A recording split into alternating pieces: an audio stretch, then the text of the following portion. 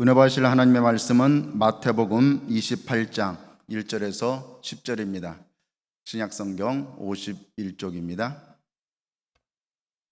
신약성경 51쪽 마태복음 28장 1절에서 10절 말씀을 합독하시겠습니다.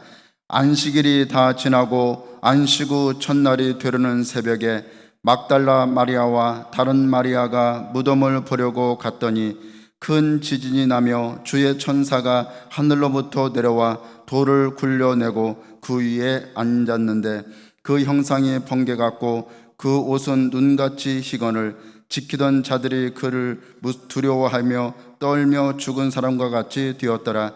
천사가 여자들에게 말하여 이르되 너희는 무서워하지 말라. 십자가에 못 박히신 예수를 너희가 찾는 줄을 내가 아노라. 그가 여기 계시지 않고 그가 말씀하시던 대로 살아나셨느니라. 와서 그가 누우셨던 곳을 보라. 또 빨리 가서 그의 제자들에게 이르되 그가 죽은 자 가운데서 살아나셨고 너희보다 먼저 갈릴리로 가시나니 거기서 너희가 뵈오리라 하라. 보라, 내가 너희에게 일렀느니라 하거늘 그 여자들이 무서움과 큰 기쁨으로 빨리 무덤을 떠나 제자들에게 알리려고 다름질할세 예수께서 그들을 만나 이르시되 평안하냐 하시거늘 여자들이 나아가 그 발을 붙잡고 경배하니 이에 예수께서 이르시되 두려워하지 말라. 가서 내 형제들에게 갈릴리로 가라 하라.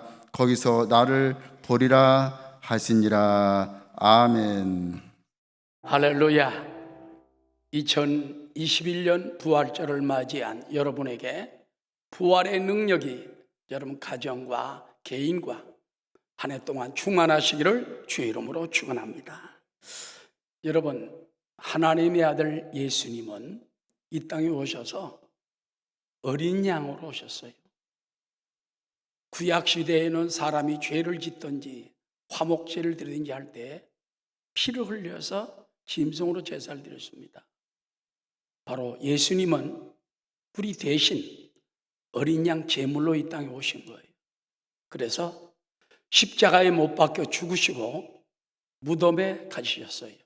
그 무덤은 부자 아리마대 요셉의 무덤으로서 지금 또 그 무덤을 그대로 성지순례할 때나 또 여러 기독교 박물관에 전시해 놓은 걸 보면요, 굉장히 넓습니다.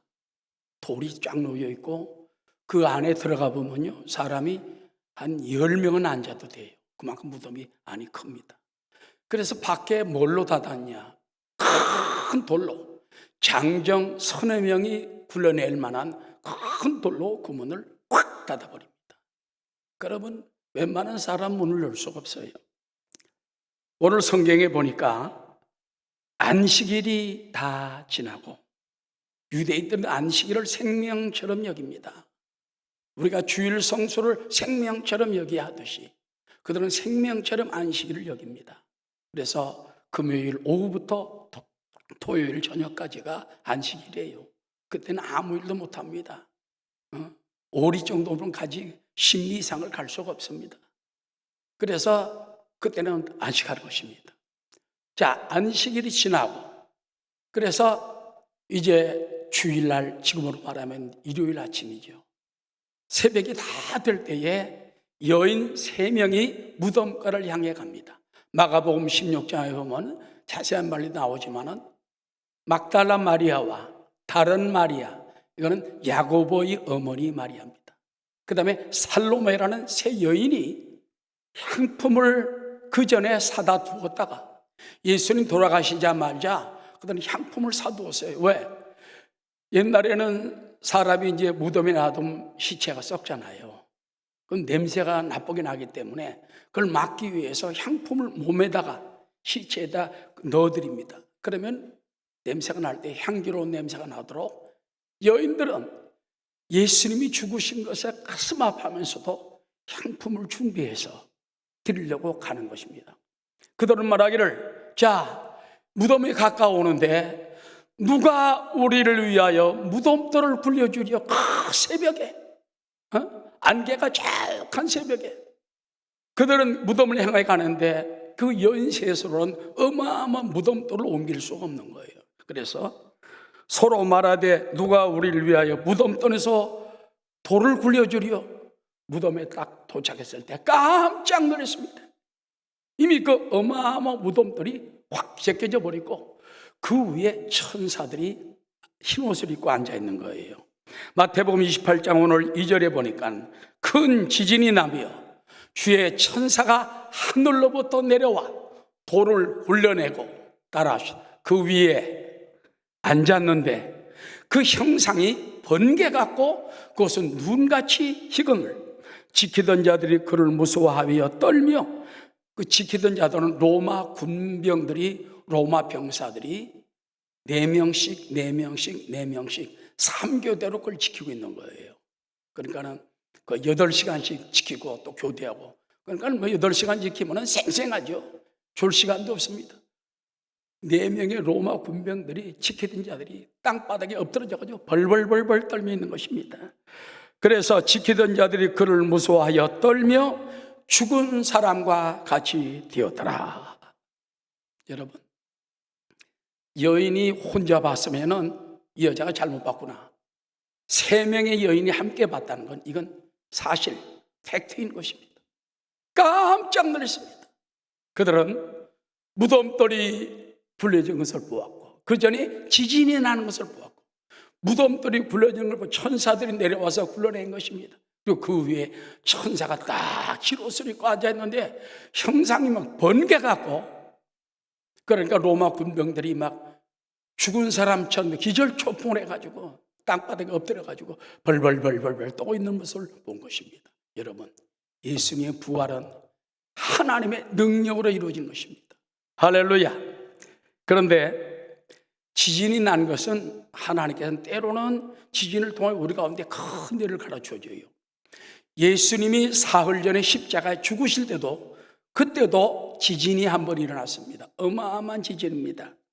마태복음 27장 51절에 보면은 이에 성소 휘장이 위로부터 아래까지 찢어져 둘이 되고 땅이 진동하며 바위가 터지고 무덤들이 열리며 자던 성도의 몸이 많이 일어나되 예수의 부활 후에 그들이 무덤에서 나와서 거룩한 상에 들어가 많은 사람을 보여요. 예수님이 여러분 다 이루었다 하고서는 숨을 거둘 때 옆에 있던 막 무덤들이 터지면서 죽었던 사람들이 몸이 일어나가지고 그들이 예수님 부활한 후에 나가서 나도 죽었다가 살아서 여러분 기절초풍할 일입니다. 세계에 그런 일이 지금 일어난다면은 모든 세계 기자들이 다 달려들 거예요. 비행기 타고 와가지고 이 사람은 어떻게 죽은 사람이 무덤이 터져 살아나냐. 이것은 생명의 주님이 들어가니까 죽었던 사람들이 튀어나오게 되는 것입니다. 할렐루야. 오늘도 주님의 부활은 이와 같이 하나님의 권능으로 이루어진 것인 줄로 믿으시기를 주의 이름으로 축원합니다. 그런데 그 천사들이 여인들에게 3가지 말을 말씀해 줍니다. 첫 번째 말은 무엇입니까? 따라하시다. 무서워하지 말라. 첫 번째 말씀은 천사들이 여인들에게 말하기를 너희는 무서워하지 말라 말한 것입니다. 이 세상에는 끊임없이 두렵고 무서운 일들이 많이 일어나고 있습니다. 그러나 주님은 무서워하지 말라는 거예요. 천재지변이 일어나고 막 그냥 지진이 일어나고 돌이 굴려지고 천사가 앉았고 그런데 여인들 보고 너희는 무서워하지 말라. 우리 하나님의 자녀된 여러분이요, 이 세상에 어떤 두려운 일이 일어나도 무서워하지 마시기 바랍니다. 지금 이 세상에서 가장 무서운 일이 무엇입니까? 코로나19 팬데믹 아닙니까? 지금까지 1억 3천만 명의 확진자가 생겼고 280만 명이 넘는 사망자가 생겨나서요. 하루에 60만 명의 확진자가 생기고 하루 1만여 명이 코로나19로 죽습니다. 언제 끝날지 모릅니다. 그럼에도 주님은 여러분에게 주신 말씀이 있습니다. 너희는 무서워하지 말라. 너희는 두려워하지 말라. 내가 너와 함께하고 내가 너를 지켜주고 너를 보호해 주겠다. 저는요, 우리나라 그 애국가를 부를 때마다 얼마나 감동했는지 몰라요. 동해물과 백두산이 마르고 닳도록 사랑의 표시예요. 자녀들을 갖다가 부모님이 마르고 닳도록 막 아끼고 이렇게 쓰다듬어주고 옷 입혀주고 하는 것처럼 동해물과 백두산이 마르고 닳도록 누가 지켜주십니까? 하나님이 보호하사, 보호한다는 건 지켜주고 사랑하사, 하나님이 사랑하사 우리나라 만세. 아멘. 근데 이 애국가를 없애려는 사람들이 있어요. 빨갱이들입니다. 이 세력을 멸해야 되는 것입니다. 여러분, 지금까지 우리나라는 이 애국가를 통해서 큰 축복을 받고 있습니다. 영국이나 미국도 마찬가지예요. 발전한 나라들, 축복하는 나라를 보면 하나님이 들어가 있어요. 노래 가운데 하나님이 들어가 있으면 하나님이 역사하시는 것입니다.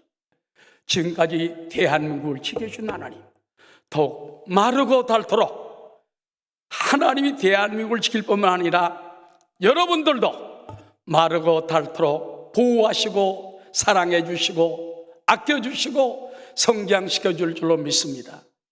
이제 어제 저녁까지 저도 이렇게 유튜브로 봤습니다만은 매일 밤 우리 김영근 담임 목사님이 열성과 지성을 다해서 여러분에게 가르치는데, 여러분 그것은 솔직히 말해서 조직신학이에요. 조직신학. 그걸 배우려면 신앙 기초가 탁 세워지고, 신학교 들어가면 제일 먼저 배우는 게 바로 조직신학부터 배웁니다. 하나님은 누구시냐, 죄는 인간 무엇이냐, 죄는 무엇이냐, 구세주 누구시냐, 성령 누구시냐. 그 신학적인 것을 신학교에 들어가면 배울 걸 여러분이 지금 다 배우고 있지 않습니까? 그래서 철저히 배우려면 그 기초가 튼튼하게 서면 흔들리지가 않게 되는 것입니다. 여러분, 오늘도 주님은 여러분에게 말합니다. 천재 지배인이 일어나느냐, 역병이 천하를 휩쓸고 있냐, 너희는 무서워하지 말라. 저도 그 생각을 해요.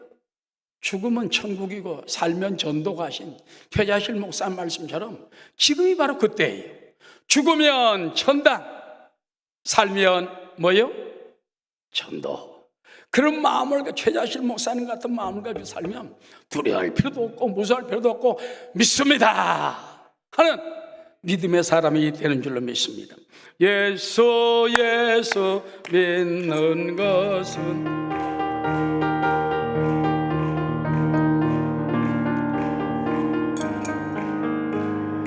예수 믿음 더욱 줍소서.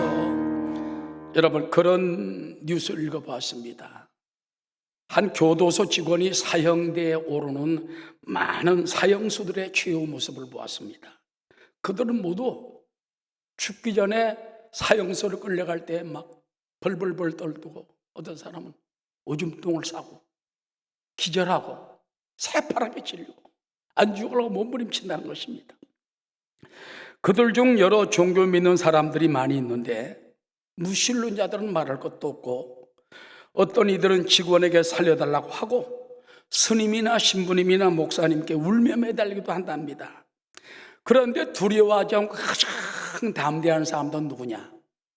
불교도 아니고 가톨릭도 아니고 개신교인들, 때로는 아주 흉악범들, 고재봉 같은 사람들도 사형됐을 때는 나는 부족하지만 주님이 나를 구원해 주신 것을 감사합니다 그러면서 목사님, 제가 천국에 먼저 가서 기다리겠습니다 하고 담대하게 떠나가는 사람도 누구냐?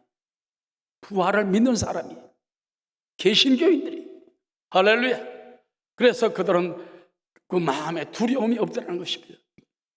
여러분, 그 노태우 대통령의 딸이었던 노소용 관장, 몇 년 전에 국민일보에 나온 간증을 보면은 이분이 원래 그 집안이 불교 집안이었잖아요. 그래서 부모님도 믿지 않았습니다. 그런데 이분이 이제 학교 다니면서 믿었던 것 같아요. 결혼해서 SK 그 최 회장하고 결혼해가지고 하는데 남편은 분식회계 사건으로 감옥에 들어갔죠. 자녀는 소아 당뇨로 병원에서 죽어가지. 정말 죽고 싶은 생각밖에 없어요. 대통령의 딸이고 한국 최고 부자 중에 부인 중에 한 사람인데 그런 존귀한 자리에 있으면서도 그때 누더기 옷을 입은 예수님이 다 병실에 나타난 거예요. 너 무서워하지 말라. 내가 너를 도와주겠다. 너를 지켜주겠다. 그때 그분 노소영 관장 마음속에 대통령 딸로서 느껴보지 못했던 평안, 재벌 총수의 아내로서 느껴보지 못했던 평안이 마음에 팍 임하면서 이제는 아무것도 두렵지 않다. 나를 위해 피 흘리고 죽으신 주님이 나와 함께 계시고 나를 지켜주시면 내가 두려울 것이 뭐가 있냐. 그때부터 참 평안을 찾게 되고, 그때부터 두려움 물려가니까 자녀도 낳게 되고 남편도 나오게 되고, 그래서 부모님도 감옥에서 성경을 다 읽고 구원을 받게 되고 그런 역사 나타내야 됐다는 것입니다. 할렐루야. 그 다음에 여러분, 전재용 씨라는 분 아십니까? 전두환 대통령의 둘째 아들이에요. 이분이 요즘 기독교 교계의 화제입니다. 왜 그런지 압니까? 이분이 신학대학원을 졸업을 하고 지금 전도사가 됐어요. 그 서울의 우리들 교회라는 양재동에 있는 그 김양재 목사님인가 하여튼 그 교회 지금 전도사로 사역을 하고 있답니다. 근데 이분은요, 이분이 이제 주의종이 된다니까는 막 찬반 양론이 생깁니다. 큰 폭군의 아들이 죄가 많은데 어떻게 목사가 되느냐? 아니다. 누구든지 회개하고 용서받으면 사명받으면 주의종이 될 수 있다. 그러면 이 전재용 씨는 언제 변화됐습니까? 교도소에서 2년 8개월 동안 있으면서 어느 날 교회를 통해서 들려오는 찬송가 소리를 듣게 돼요. 찬송가 소리를 들을 때 자기 죄가 생각이 나고 평안이 임하면서 마음의 초조와 두려움이 싹 사르면서 눈물을 펑펑 흘리면서 회개를 합니다. 하나님, 나에게는 예수님밖에 없습니다. 예수님, 내가 주님을 인정합니다. 모셔드립니다. 이제부터 내가 주님 한 분만을 위해 살고 주님이 시키는 일은 뭐든지 하겠습니다. 평안하고 난 다음에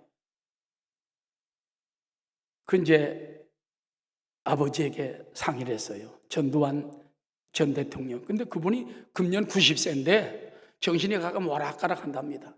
양치질 금방 하고도 양치를 또 하려고 하신대요. 아버지 양치를 했지 않았습니까? 아, 했나? 그럴 정도로 약간 이제 치매 증세가 있는 분인데 그 아버지도 말하기를 네가 목사가 되면 나는 네가 목회하는 교회에 내가 교인이 되겠다. 이래서 그분도 옛날에 알잖아요. 가톨릭이었다가 저 백담사 가서 저 불교 믿다가 이제는 결국 다 돌아와요. 전직 대통령들이 다 불교에서 무신을 원해서 누구를 만나 돌아옵니까? 부활하신 주님을 만나 돌아오는 거예요. 오늘로 부활하신 주님은 여러분 삶에 들어가서 무서워하지 말라, 두려워하지 말라, 내가 너를 지켜주겠다, 내가 너와 함께하겠다, 내가 너를 도와주겠다. 할렐루야. 여러분, 성경은 장래 이 세상이 처음 하늘과 처음 땅이 다 무너지고 파괴됩니다. 새 하늘과 새 땅이 열리게 되는 것입니다. 그러나 주의 심판 때에도 우리에게 하신 말씀이 있습니다. 너는 두려워하지 말라. 노아 시대의 홍수로 온 세계를 멸망하였습니다. 그러나 노아 8식구는 하나님이 지켜주셨습니다. 죄악성 소돔과 고모라가 유황불로 멸망당했습니다. 롯의 식구들은 하나님이 구원해 주신 것입니다. 저 하늘이 떠나가고 이 땅에 뜨거운 물이 녹아져 없어질 인류의 최후의 날이 올지라도 너희는 무서워 말라. 너희는 내가 지켜주겠다, 구원해주겠다, 보호해주겠다. 베드로후서 3장 10절 말씀입니다. 다 함께. 그러나 주의 날이 도둑같이 오리니 그날에는 하늘이 큰 소리로 떠나가고 물질이 뜨거운 불에 풀어지고 땅과 그 중에 있는 모든 일이 드러나리로다. 그날에 하늘이 불에 타서 풀어지고 물질이 뜨거운 불에 녹아지려니와 우리는 그의 약속대로 의가 있는 곳인 새하늘과 새 땅을 바라보다다. 그래서 우리는 늘 새하늘과 새 땅을 바라보면서 예수 믿는 사람은요, 세상들이 너무 벌벌 떨면 안 돼요. 두려우면 안 돼요. 정치가 어떻다, 경제가 어떻다, 뭐 코로나가 어떻다, 그러나 우리는 믿습니다. 왜? 주님이 너희는 무서워하지 말라, 두려워하지 말라, 내가 널 지켜주겠다고 말한 것입니다. 그러므로 어떤 천재지변이나 인류의 종말이나 주교의 멸망의 때가 도래한다 할지라도 믿는 자는 결코 두려워하지 않게 되시기를 주의 이름으로 축원합니다. 아무것도 두려워 말라, 주 나의 하나님이 함께 계시. 놀라지 말라, 놀라지 말라, 겁내지 말라, 주님 나를 지켜주시네. 아무것도 두려워 말라, 주 나의 하나님이 지켜주시네. 놀라지 말라, 놀라지 말라, 겁내지 말라, 주님 나를 지켜주시네.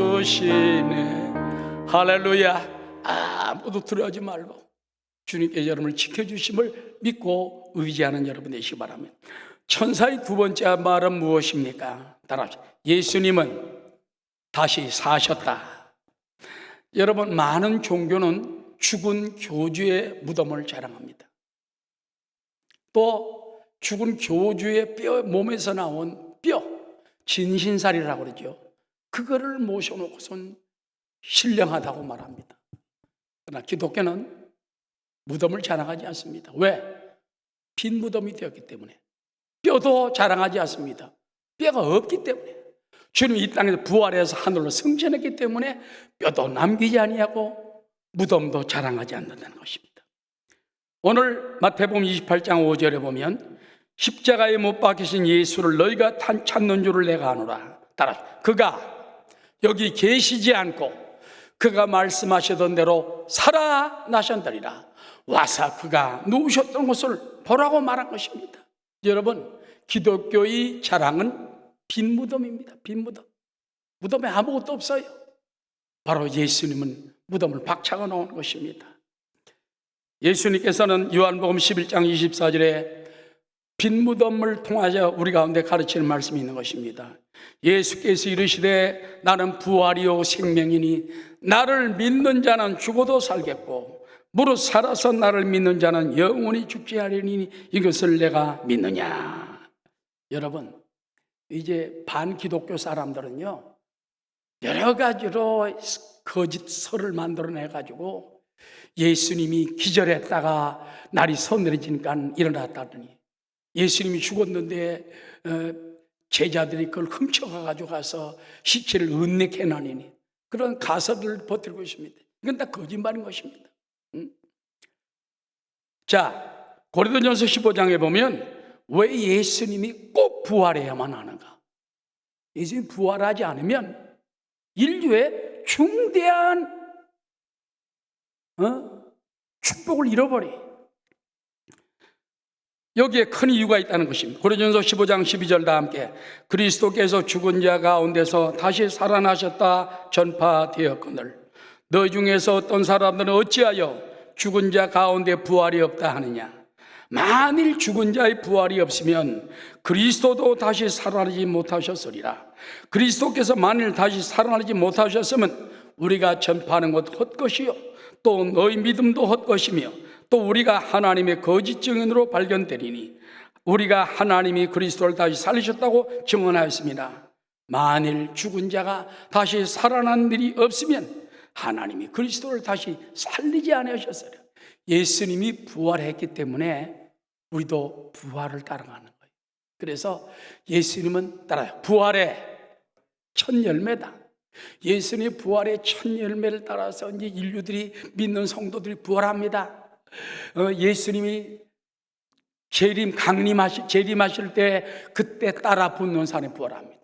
최후 심판 후에 또 그때 주님이 또 구원하는 사람이 있습니다.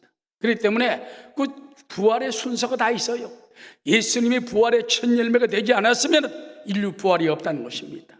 자, 고린도전서 15장 19절부터 말씀입니다. 만일 그리스도 안에서 우리가 바라는 것이 다만 이 세상의 삶뿐이면 모든 사람 가운데 우리가 더욱 불쌍한 자이리라. 그러나 이제 그리스도께서 죽은 자 가운데 다시 살아나사 잠자는 자들의 첫 열매가 되셨도다. 사망이 한 사람으로 말미암았으니 죽은 자의 부활도 한 사람으로 말미암다. 아담 안에서 모든 사람이 죽은 것까지 그리스도 안에서 모든 사람이 삶을 얻으리라. 그렇잖아요. 우리 인류의 조상은 아담 아닙니까? 아담 한 사람이 원죄로 죽었기 때문에 사람 태어날 때부터 DNA가 원죄, 죽은 상태에 나와가지고 다 죽게 돼 있어요. 그러나 예수님이 부활했기 때문에 그 부활의 DNA를 가진 믿음으로 가지게 되면 예수님을 따라서 믿는 자들은 부활합니다. 나도 부활하고 너도 부활하고 다 부활하게 됩니다. 그 다음에 그 순서가 어떻게 됩니까? 그러나 각각 자기 차례대로 되리니 먼저는 첫 열매인 그리스도요, 다음에는 그가 강림하실 때 그리스도에게 붙은 자, 속한 자요, 그 후에는 마지막이니 그가 모든 통치와 모든 권세와 능력을 멸하시고 나라를 아버지 하나님께 바칠 때라. 사랑하는 성도 여러분, 예수님은 부활하셨습니다. 40일 동안 이 땅에 계시다가 승천하셨습니다. 할렐루야. 이제 주님은 부활의 첫 열매가 되었습니다. 누군지 믿는 자마다 멸망청후 구원을 얻게 됩니다. 예수님이 공중 강림하실 때, 또 지상 강림하실 때, 그때 주 안에서 죽었던 자들이 다 주님을 공중에서 맞이하고, 살아남은 우리도 호련히 변화되어 공중에 주님을 영접하게 되고 하늘 천국 잔치가 베풀어지게 되는 것입니다. 지상 강림하실 때 우리는 주님과 다 함께 이 땅에 임하여 천년 동안 함께 왕노릇하고 다스리다가 최후 심판 때, 그때 또 주님이 다 인류 가운데 구원받을 줄 구원하여 영원한 세계에 우리를 데리고 갈 줄로 믿습니다. 예수님의 부활은 나의 부활이, 예수님의 삶은 나의 삶이에요. 예수 천국은 나의 천국이에요. 예수님과 나와는 하나임을 깨닫고 나가는 여러분 되시기를 주의 이름으로 축원합니다. 그 다음에 세 번째, 천사들이 예수님에게 하신 말씀, 그 여인들에게 하신 말씀이 있습니다. 따라 부활하신 주님을 갈릴리에서 배우리라. 7절에 보니까는 또 빨리 가서 그의 제자들에게 이르되 그가 죽은 자 가운데 살아나셨고 너희보다 먼저 갈릴리로 가시나니 거기서 너희가 배우리라 하라. 10절에도 보면 예수께서 이르시되 무서워하지 말라, 가서 내 형제들에게 갈릴리로 가라 하라. 따라서 거기서 나를 보리라. 천사가 계속하는 말씀이 있습니다. 또 예수님도 나중에 막달라 마리아나 제자라는 말씀이 있습니다. 갈릴리로 내가 갈 테니까 갈릴리에서 만나자. 갈릴리에서 만나자. 그 제자들이 저 보십시오, 갈릴리 바다 얼마나 파랗고 잔잔한지 모릅니다. 저도 배 타고 우리 집사람과 함께 성지순례 할 때 깊은 바닷속까지 가봤었어요. 이 내다보니까 밑이 화이벌리 파랗고 잔잔한 갈릴리 바다입니다. 예수님은 갈릴리를 중심으로 해서 복음을 전했어요. 왜 갈릴리에서 만나자 하셨을까요? 따라하시죠. 갈릴리는 예수님이 제자들을 처음 만난 장소입니다. 예수님의 12제자 중에 11명은 갈릴리 사람들입니다. 그 중에 다른 한 명, 가룟 유다는 가룟 사람입니다. 가룟 유다는 예수님을 배반하고 스스로 목매달아 죽고 말았죠. 나머지 11제자는 다 갈릴리 사람들, 갈릴리 북쪽 사람들인데 지금으로 말하면 촌사람입니다. 갈릴리 촌사람들. 그 다음에 예루살렘에 오게 되면 대접도 못 받을 때가 많았어요. 그건 갈릴리 촌사람들. 예수님은 그런 제자들 데리고서는 그들을 부르고 그들을 구원시킨 것입니다. 그래서 사람들은 예수님 제자들이 우르르 몰려들 때 총칭하여 갈릴리 사람들이다. 예수의 사람들이 아니라 갈릴리 사람들이 왔구나. 갈릴리는 그들의 고향이요, 예수님을 처음 만난 곳입니다. 갈릴리는 구원을 얻은 곳이요, 말씀과 훈련을 받은 곳입니다. 갈릴리는 무엇보다 주님과 3년 반 동안 함께 먹고 마시며 숙식하던 주 사역 무대였다는 것입니다. 예수님께서 갈릴리에서 만나자는 의미는 무엇입니까? 내가 너희를 만났던 고향 갈릴리에서 나를 만나자. 내가 너희를 불렀고 너희를 내가 내 제자로 삼았고 너와 함께 살았던 그 사랑의 장소, 사랑의 공동체 갈릴리에서 내가 너를 기다릴 테니까 만나자. 우리도 신앙의 갈릴리가 있습니다. 저도 보면은 어릴 때 저 시골 청산에서 주일학교 다녔어요. 그렇지만 정말 내가 은혜 받은 것은 여기도 순복음교회 서대문에 있을 때, 그때 군대 제대하고 나서 거기서 신앙생활을 하면서 그때 주님을 뜨겁게 만났어요.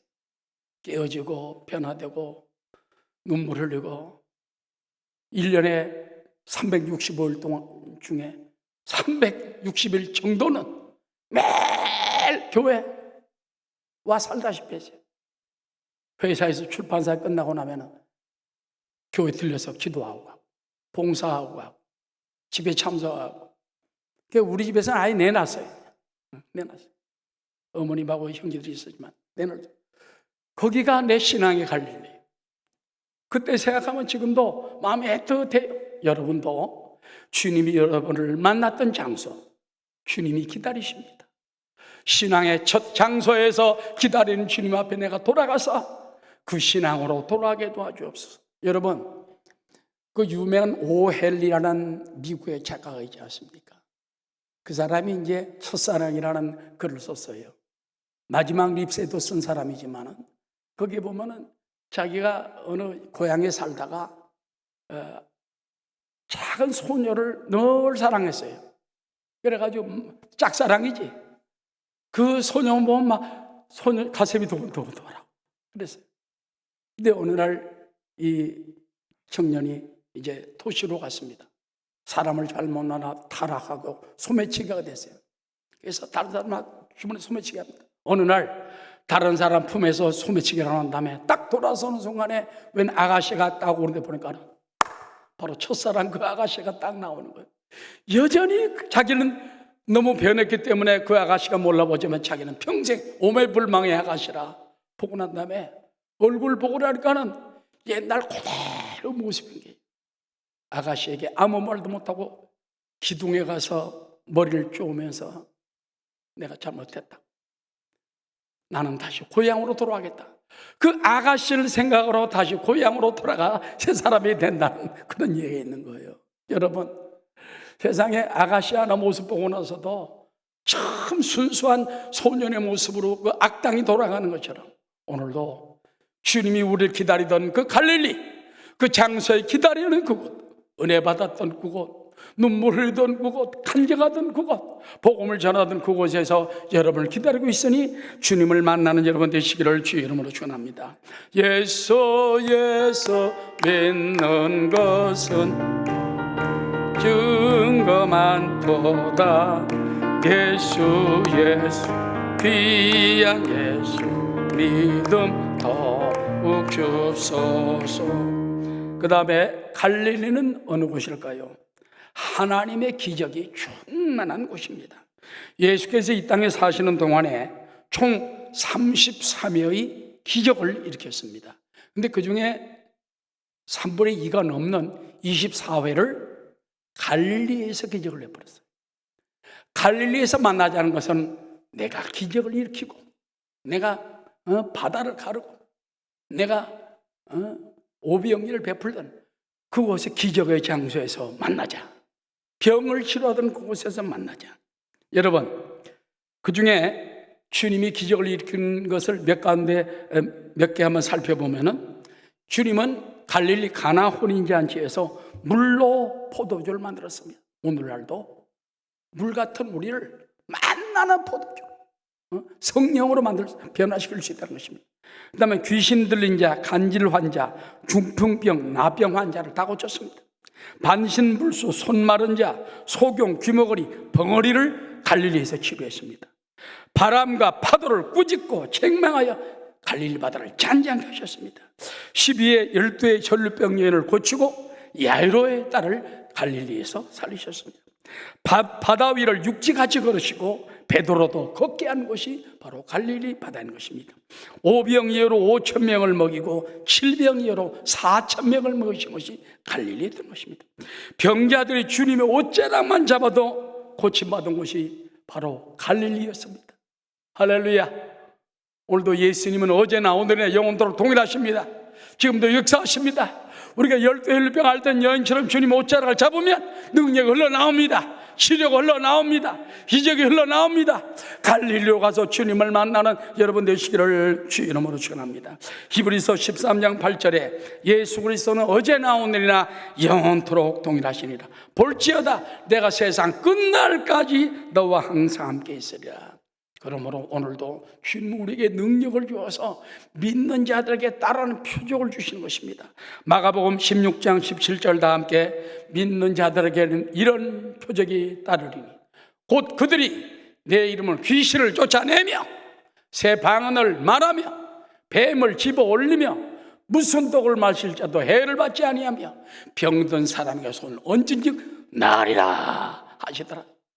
목사님들에게 장로님들에게만 아닙니다. 믿는 자들에게 이런 표적이 따라. 오늘도 믿음으로 이 땅에 병들어 죽어가고 낙심돼 죽어가고 독으로 죽어가는 많은 영혼을 살리는 그 사람 여러분들이 되어야 됩니다. 부활절을 통하여 새롭게 거듭나고 능력 있게 태어나게 되시기를 주의 이름으로 축원합니다.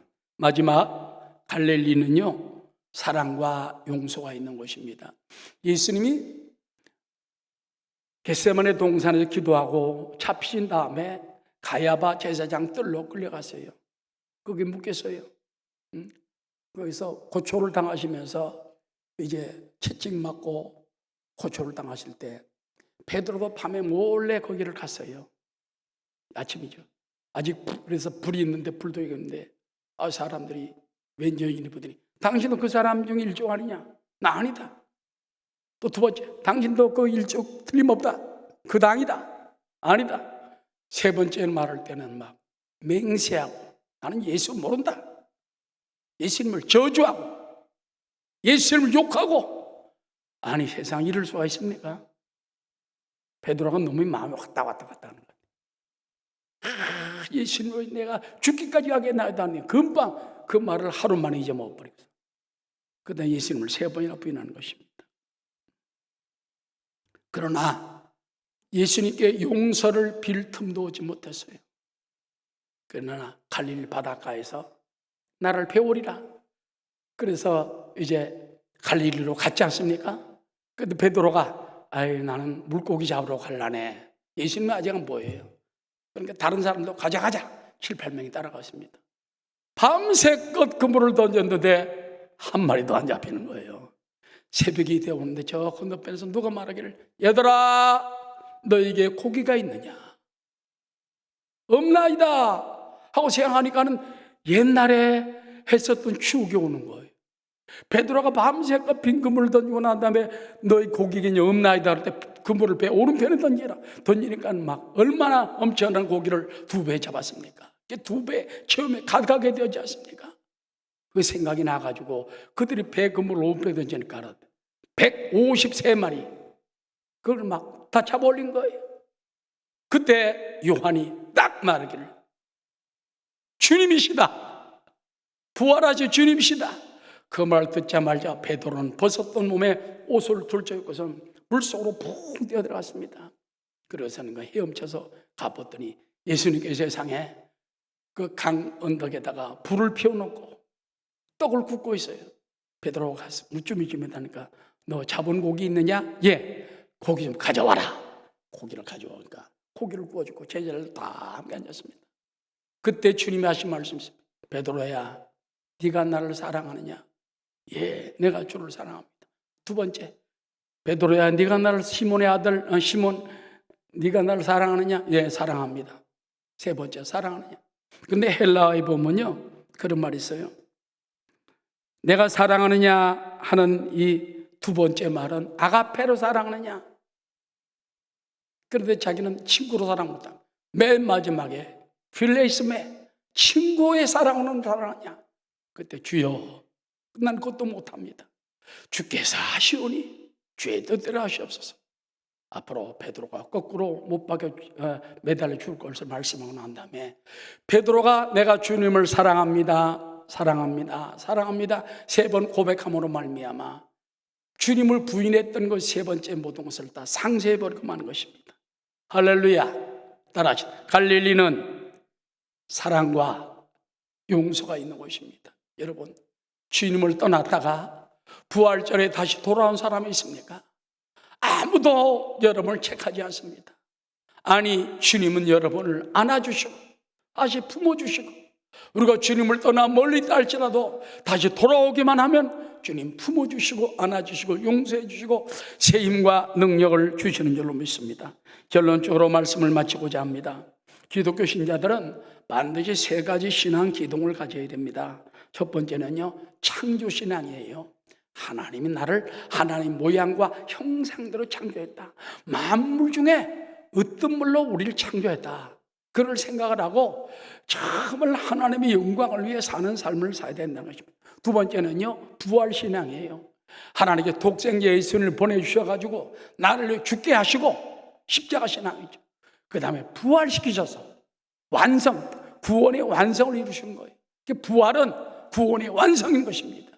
십자가에 죽은 걸 믿어도 되지만은 부활의 신앙을 또 함께 믿어야 되는 거예요. 그 다음에 마지막은 재림신앙입니다. 우리는 아직 끝나지 않았어요. 우리는 지금부터 이제 부활의 삶을 살아가면서 재림하실 주님을 기다리면서 주님 앞에 부끄러운 자세로 서지 않고 상 받는 그날을 바라보며 사도 바울처럼 멸류관을 받기 위해서 나는 삶을 살기 위하여 몸부림치며 기도하는 여러분 다 되시기를 주의 이름으로 축원합니다. 우리 다 함께 말씀을 기억하면서 주여 세 분 부르고, 하나님 우리에게 부활의 신앙을 더하여 주옵시고 재림할 주님을 늘 사모하며 맞이하며 살게 도와 주시옵소서.